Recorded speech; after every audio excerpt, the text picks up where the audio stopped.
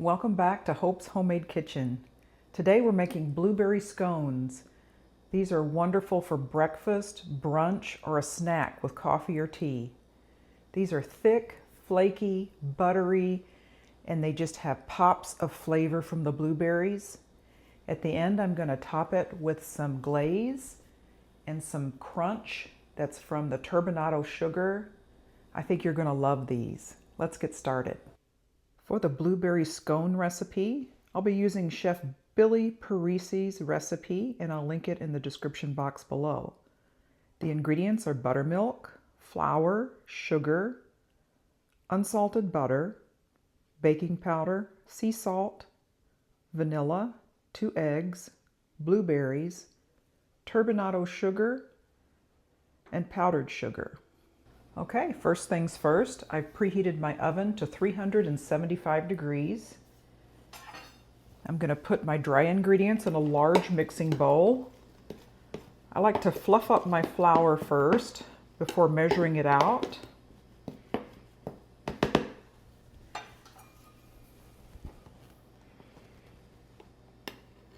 So I need 4 cups of all-purpose flour.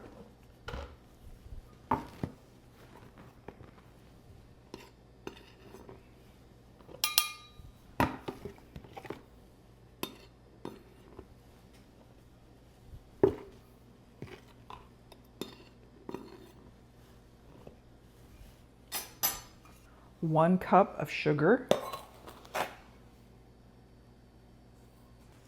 a pinch of sea salt, 1 tablespoon of baking powder. I'm going to whisk these dry ingredients together. Okay, I'll set that aside for now. Okay, the next step is to grate 1 1/3 sticks of butter on a cheese grater. The butter should be very cold, probably colder than I have it here. I think the grating just makes sure that it's well distributed throughout the dough, and it makes it flaky throughout.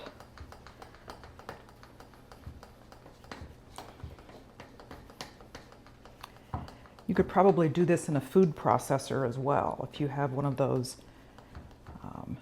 like the grating discs.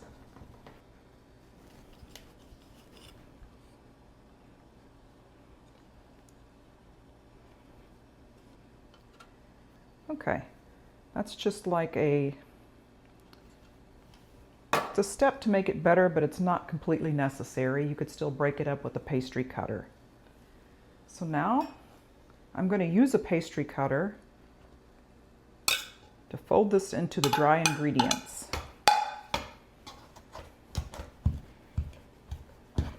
And the pre-grating has helped me break it up.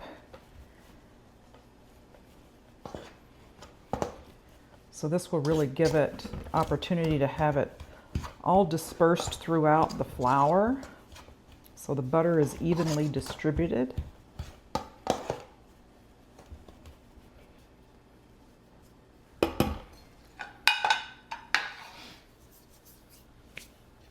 Okay, I'll put that aside for now. Now I need 1 cup of cold buttermilk.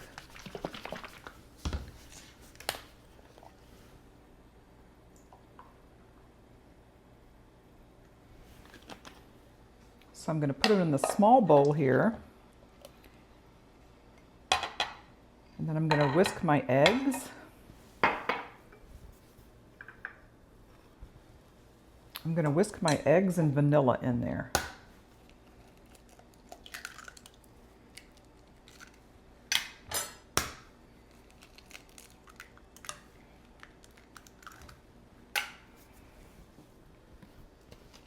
So that's 1 cup of buttermilk, 1 teaspoon of vanilla,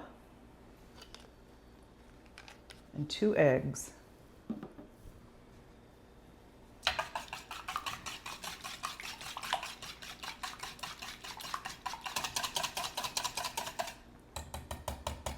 The next step is to fold in the wet ingredients into the dry. You can do this best with a rubber spatula.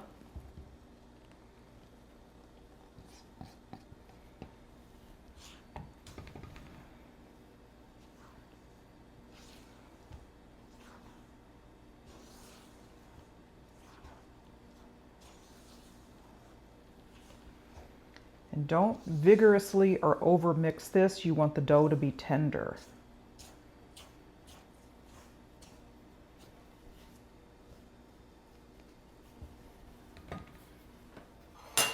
Next, you want to fold in your blueberries.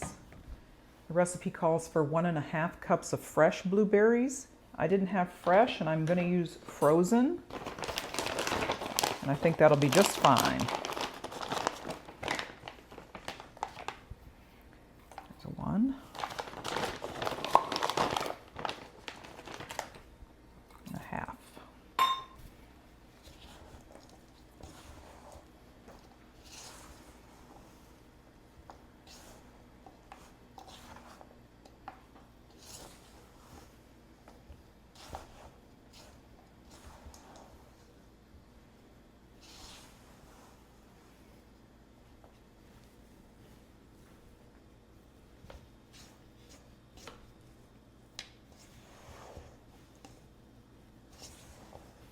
Okay, on a clean surface, dusted with a little flour, I'm going to pour the dough and form it into a ball.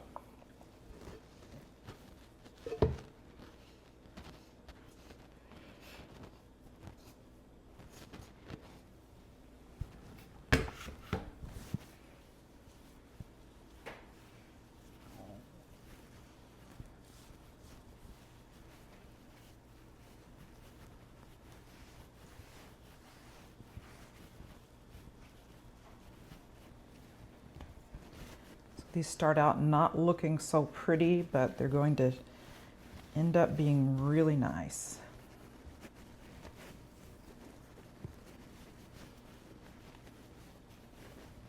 You can see the chunks of butter in there that are just going to explode with flavor and make it all flaky.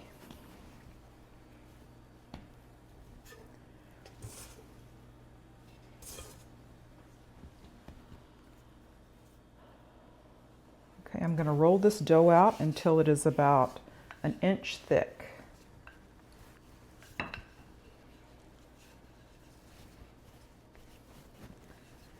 You want to keep it in kind of a circle shape, kind of like a pie, because we're going to be cutting those into 12 equal pieces. And then we'll spread them out onto the baking sheet lined with parchment paper.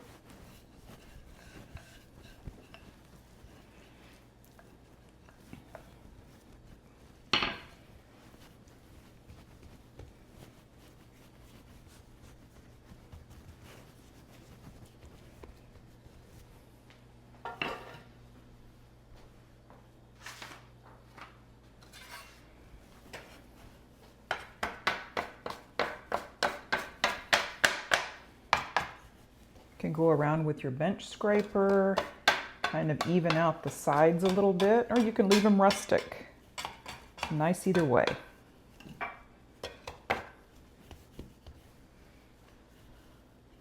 So now I'm going to cut this into 12 pieces.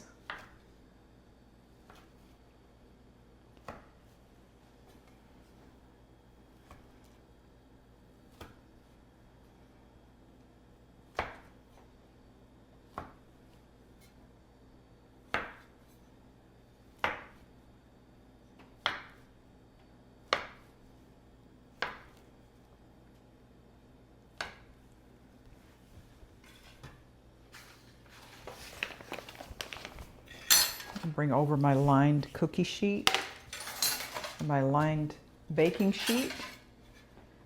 I'm going to place them on the baking sheet.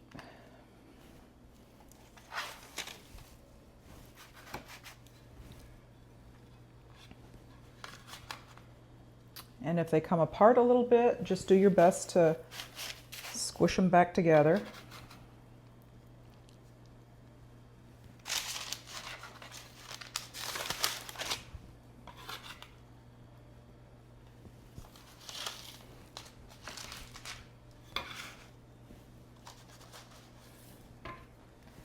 Now we're going to separate the pieces as best we can.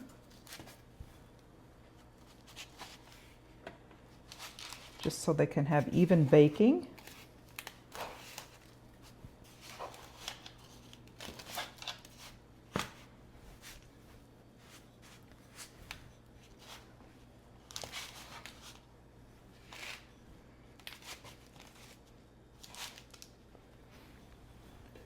Okay, I'm going to melt a little bit of butter to brush on top, and then we'll sprinkle with turbinado sugar and put it in the oven. Yours will probably be much prettier and more uniform than mine. You can learn from my mistakes. I'm just going to call it rustic. They're very rustic scones.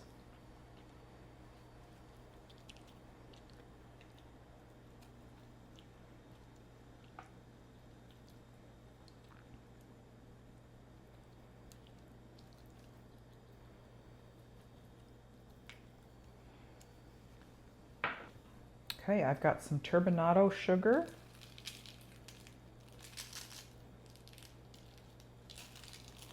That just gives it a really nice crunch right on top. Okay, now I'm going to put these in the oven that I've preheated to 375 degrees. We'll bake these for 25 to 30 minutes. While the scones are baking, I'm going to put together a little glaze to drizzle on top of them once they've been cooled. I'm going to use some of the butter we had left over from brushing the top. I'm going to put a little vanilla in.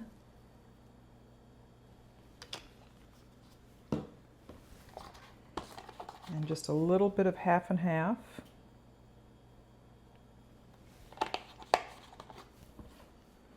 And we want like a drizzle consistency.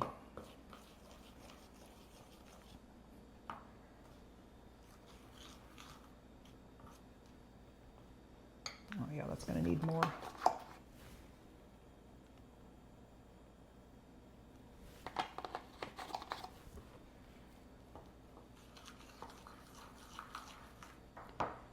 That is probably going to be just right.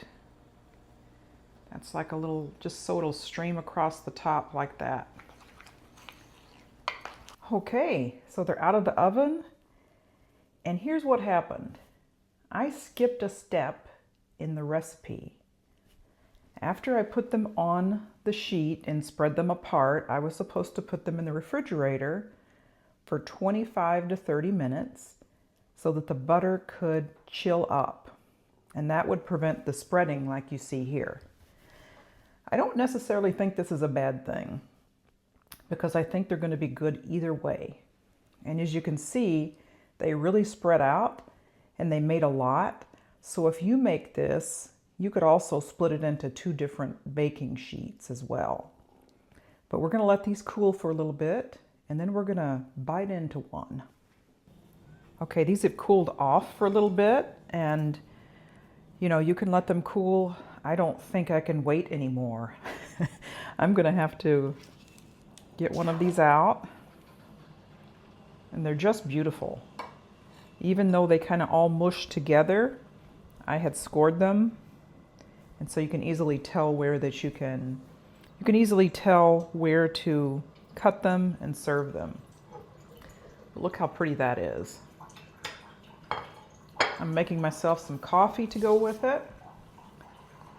And I'm going to drizzle a little bit of the glaze on top.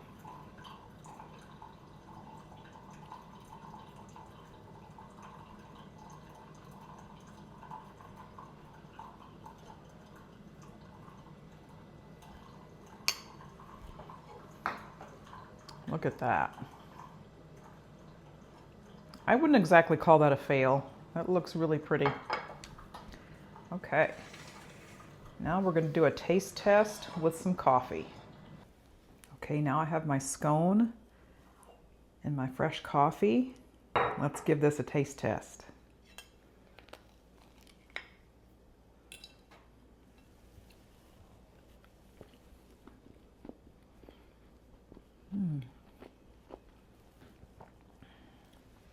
That is really good. It's nice and sweet. I can see waking up in the morning, making a brunch or breakfast, having this with my coffee, or just a snack.